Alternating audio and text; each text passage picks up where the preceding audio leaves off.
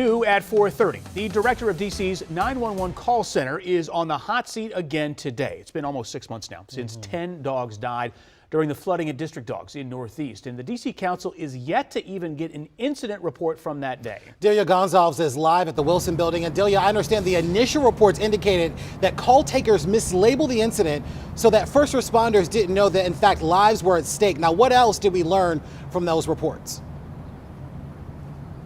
Well, Larry, we should learn that the reports should give us a second-by-second breakdown of what went wrong that day. The council's been waiting for those reports. We've been waiting for those reports, and we don't have them yet because the council says the Office of Unified Communication is not being transparent, hiding behind these unknown investigations as to the reason why they're not officially releasing the reports.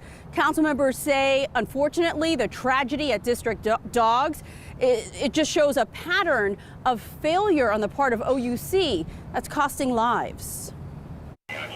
It was a heartbreaking scene that unfolded on live TV. Last August, 10 dogs drowned to death after flooding inside District Dogs. Help arrived too late. 6 months later, we still don't have a clear picture as to why.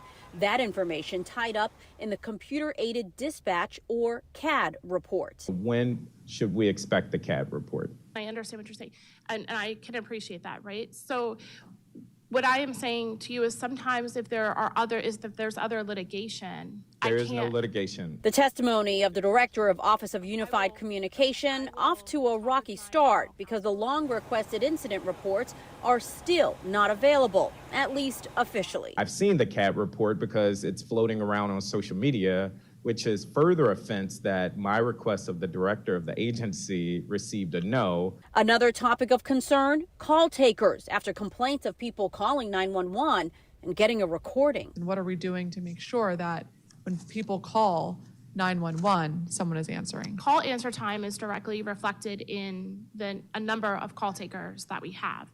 OUC Director Heather McGaffin says she's filled over 40 vacancies in her year as director, and all employees are now being trained as call takers. We're working very, very hard. But the council says they still don't know how many call takers were on staff when a D.C. man lost his life in April. My resignation has been a relief because the blood is no longer on my hands. And 25-year call taker Sabrina Richardson resigned after she was unable to get help to someone on time.